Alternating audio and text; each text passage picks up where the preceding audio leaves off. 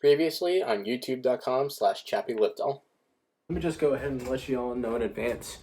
You will probably not see me make another one of these. What I'm making in my time lapse is a sniper rifle from Call of Duty Modern Warfare, which you'll see right behind me, and you'll also see a few times later in the time lapse. What you're watching right now is currently the time lapse video, and next week I will post the showcase video.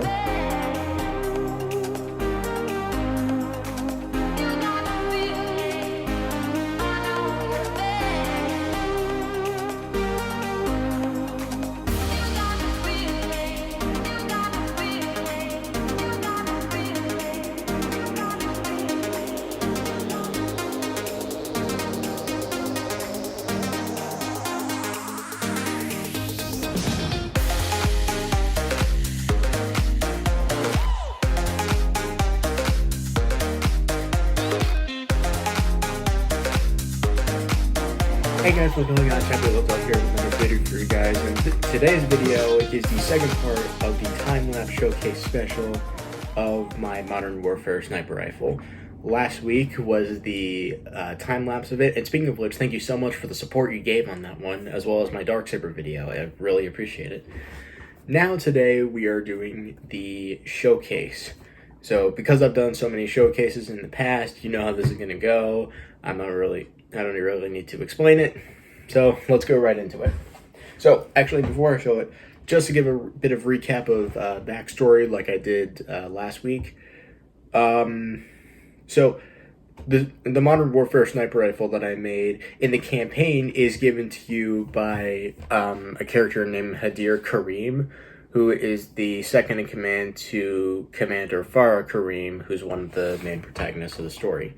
And I actually have a little clip of when you're given the sniper rifle in the campaign, which I'm going to show to you now.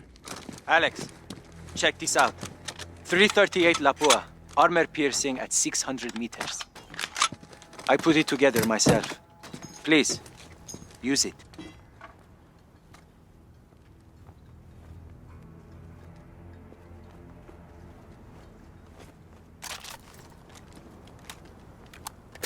Solid heater. Protect her with your life. She will do the same for you. Thanks, Hadir. Okay, now that that clip is out of the way, basically what happens is you proceed to use that sniper rifle through the mission, as well as through the first bit of the final mission of the Modern Warfare campaign. And like I said before, it's got a few different names. It's like Hadir's right hand, HDR, Hadir sniper rifle. There's like a lot of different names. I'm just calling it my Modern Warfare sniper rifle. If I wanted to, I could probably call it Chappy's sniper rifle, but Chappy isn't a character in Call of Duty, as much as I wish. So we're just going to call it the Modern Warfare sniper rifle, because that makes sense. Alright, now that that's out of the way, here is the Modern Warfare sniper rifle. Definitely a big project, but one that was well worth it. And I just want to go ahead and say that I really like how this feels. It kind of makes me think a bit of the Halo sniper rifle that I made, which I actually showcased about maybe a year ago. If you want to check out the video, you can check the card up here. But yeah, it's like, I'm not sure if it's as big as my Halo sniper rifle. I don't know, because I don't have it anymore. But it feels like the right length for it, and it feels really nice in the hand. So here's a bit of a close-up for it. So this is a bit of an extended stock for more comfort. I'm not sure what these two are, but they were details on the sniper rifle, so I just put them on. This is part of something that I'll go over in a little bit. This is the cocking mechanism, and this goes up and out, and I'll show you something cool about it in a little bit. There's a trigger down here, removing magazine.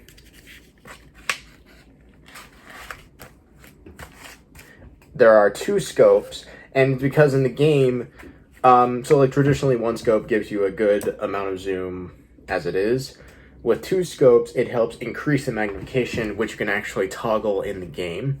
So like by themselves, you just have a pretty standard zoom. I think most like it's this one. If you like toggle zoom on this one, you can see really far. And here is the barrel for it, as well as the part you would hold on to the rifle. Here's a bipod. It doesn't detach or move. It's just fixed in this position. And here's the rest of the barrel. And here is the other side. Full disclosure, this black stuff is not my artwork. I used a box that had my my dad and brother's bicycles in them, so that's why there's black on it. And here's what it looks like from the top and from the bottom. And here's what the inside looks like. I'm gonna try. So it's a little bit shorter than usual, and it's because sniper rifle magazines don't carry a lot of bullets. In the game, this carries about 10 max. So it's just kind of like a short gap and only 1 magnet. And it was a trick that I did with my Modern Warfare M4A1 assault rifle. I haven't, in case you're wondering, I haven't showcased it yet. I do plan on showcasing it sometime in the future. It's part of a project that I'm doing.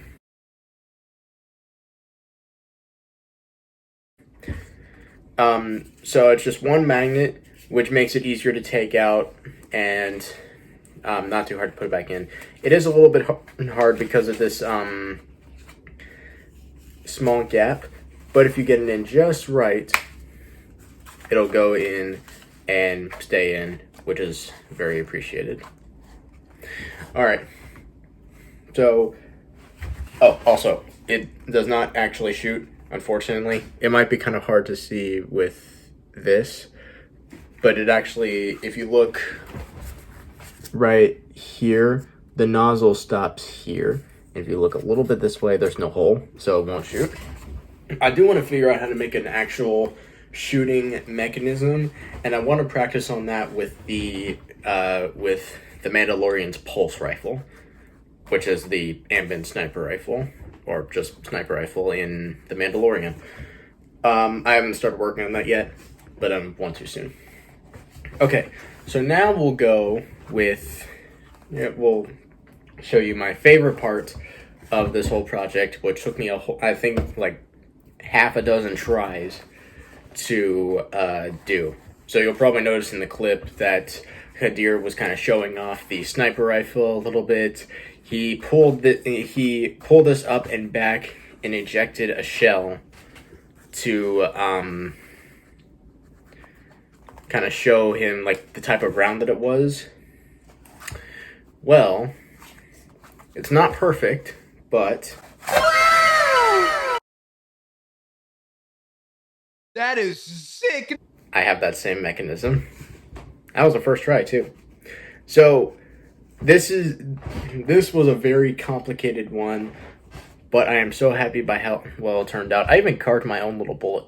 It's not pretty, but I was able to kind of like whittle it a little bit with my really cool multi-tool that I got for Christmas a few years ago. And I hot glued and super glued a magnet to the back of it. And the magnet goes with, hang on, what's that? Actually, with this part right here. This is the part that you would pull up and back. There's a magnet on here which attaches to the bullet. And so, I'll actually show you how it works. So first, you would just load it back in by putting it in here, putting this back in, and bringing it down. very satisfying, by the way. I've done it at least 100 times, I think, since I made it. And I made it just, like, last week, actually.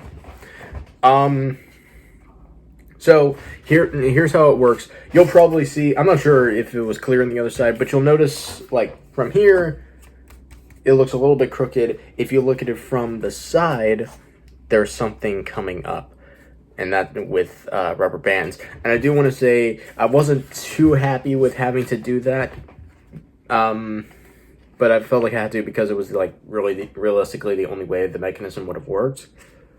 I don't really mind it as much now because of how well it works. I just wasn't a fan of having to use that. So here's how it works. So it's locked like this. You can't move it around except up.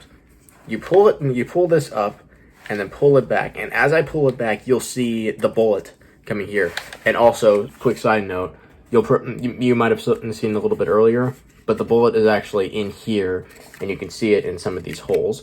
Only from this side, though. If you see it from this side, you can see the little tip, but you can't see this part because that's actually trying to keep the bullet from catching onto the grates, I think. Or just like a wall. So from this side you can see it, and this side pulls it back. And as I'm pulling it back, this thing is getting ready to pop up. And it only pops up when this part is pulled back far enough. And when you pull it back far enough, missed that time, it pushes up the bullet. So I'm going to show you real quick. So this is the bit. And so it's pushed back like this. And it's basically, it's like, it's flush is the word. Flush with the rest of the interior of the sniper rifle. And it's kept back. I'm gonna let go for a sec. It's kept back by this part, and it only goes. I'm gonna push it up a little bit.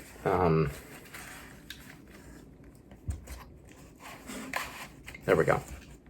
So if you slowly pull it back, it'll come into view, and about like just actually like right here is basically where it goes, because you'll see like bits of the rubber band here. And when you pull it back enough, watch it from this angle. When you pull it back enough, it disappears on this side and becomes the propulsion part on this side. So when you use the bullet, you pull it back, and when this part passes the rubber bands, it ejects. And so it's really simple to put it into push it back in. Thankfully, you would just push this back in. So you would push this down to where it's like this again, and then while you're holding it on this side, you'd push this in, and then back down. And now it can't move, and it'll be ready when you use the bullet again. Pretty cool, huh? I was gonna say something. What was it? Oh yeah. So I did have a few different ideas. I didn't time lapse me making them because of I wanted to wait to time lapse until I actually figured out a working mechanism. Which is why, if you recall back in the time lapse, there will be a moment where it's kind of a jump from working on a rough draft with the mechanism. It's a big jump from that to, I think it was working some more on this body part. So I didn't time lapse me actually making this because I wasn't sure if it actually would work. I was just waiting until I found one that actually worked, and then I would time lapse myself moving on again, which is what I did. So, like I mentioned earlier, it took about 6 tries, with different ones. And originally, what I was doing, what I was planning on doing, which you can actually see a little bit of in the time lapse, was let me eject this. And also, I keep catching it because that's what Hadir does in the clip, and also it just feels really satisfying. Quick side note though, it interestingly enough, it only ejects kind of accurately if it's like this or partially to the side. If it's up, then it doesn't really go as far, and it just kind of rests on the propulsion part. So I just want to get that out of the way. What was I talking about? Oh yeah, so the different ideas that I had for the cocking mechanism was that there was going to be a tray on here that was glued to this part, and this is before there were any magnets. It was just glued on here, and as you pulled it back, the bullet was going to be pushed down by some rubber bands. And the idea was that when you pulled it back and it got clear, the rubber bands would push the bullet up.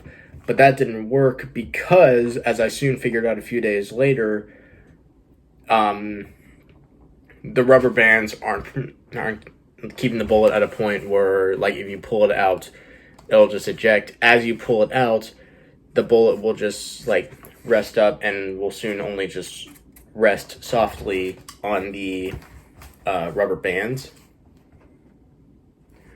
And so that didn't work. And then I had the idea of, like, I'm not sure what the correct word for this is, but you'll probably know what I'm talking about. So, like, I want to hold this up. If I push my finger down, it stays down like this.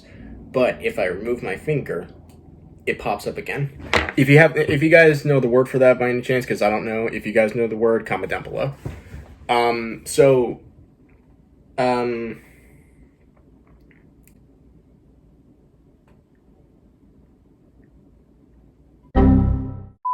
So originally, like, that idea clicked in my mind, and what I was trying to do was, like, keeping the tray plan,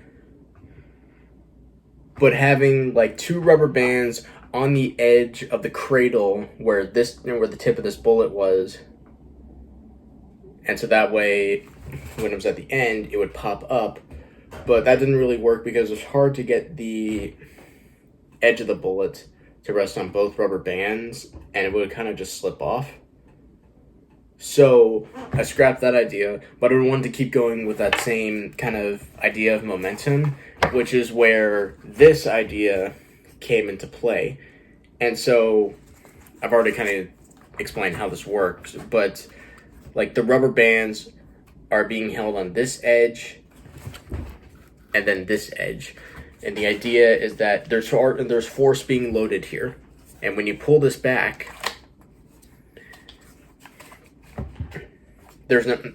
all the force that's been obtained pushes down and pushes the bullet out. And so when you push it back, the force is getting ready to be used again.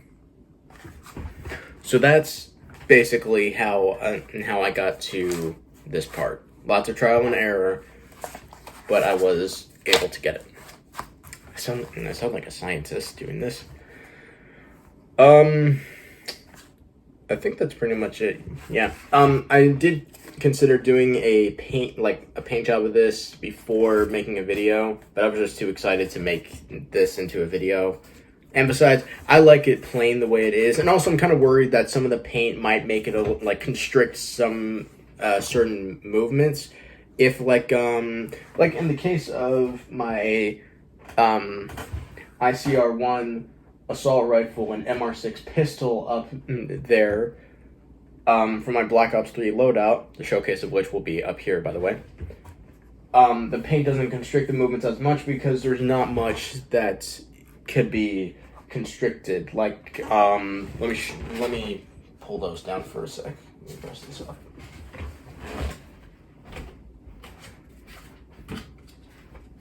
So, for the assault rifle, there's paint in here and there's paint on here, but that doesn't keep it from, the magazine to get stuck. And with the cocking mechanism up here, it goes back perfectly fine, and it's not like sticking at all because of the paint. It's just like this part that's painted, but at the bottom of this black piece. But it's not much that can constrict, and same with the trigger.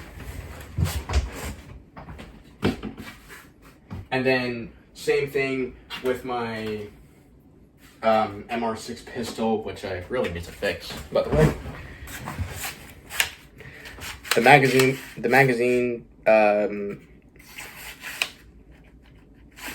magazine won't get stuck in here. It goes pretty smoothly. This part is fine, albeit a little bit buggy. And the trigger is also fine with the paint, although that one is also kind of buggy.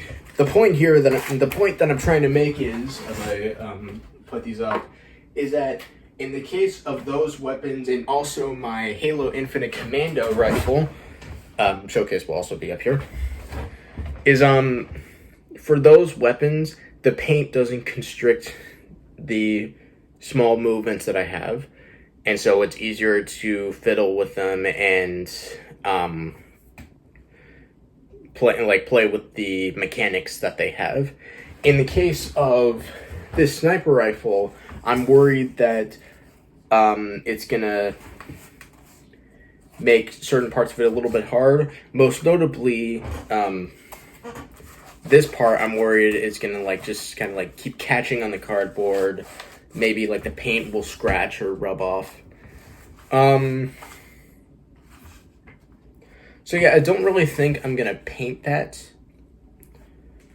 Paint this. Just kind of because of those reasons. And also, even with the contrasting colors of cardboard, it still looks pretty cool, regardless, with just the tan color.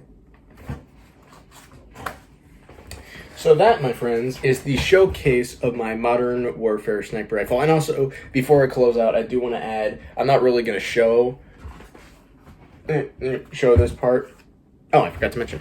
Before I do that part, before I get lost, this part, when I was showing it, it's actually supposed to keep this part from going out. So you can pull back and I forgot about the bullet. You can it'll go here and it won't go back and it won't fall out. The only way you could pull it out is if you did it kind of at this point or at this point. Then you can just slip it out in case you need to fix anything. But otherwise, the idea is that it stays like this. Okay, so what was I going to talk about? Right, the other function. So, well, it's not really a function, but it's just another comfortable way to use a sniper rifle. I found that the most comfortable way to use this with actually the scopes is to go prone, which if you don't know what that means, is just lying down basically. Which is what you can do in Call of Duty. And I'm gonna try to simulate this right here. But if you're laying down, then you're resting your arm on I think this part of the sniper, and then you're able to. I'm trying to do this looking up. You can actually rest your eye on the stocks, or not the stocks, the scopes, and look through it clearly.